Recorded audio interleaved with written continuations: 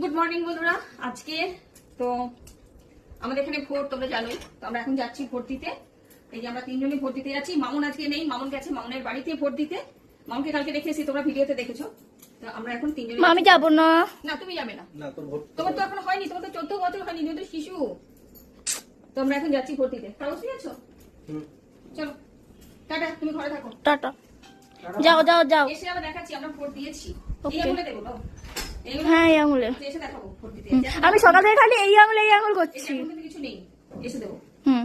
দেখিও tata bye bye.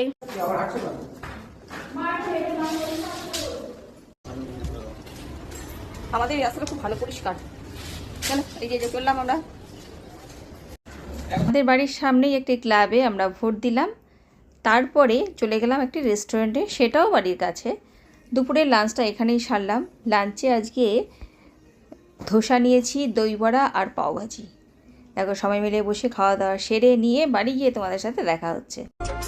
शायद आज आ रही होगी उससे बहुत हिचकी क्योंकि आज बहुत याद आ रही है उसकी।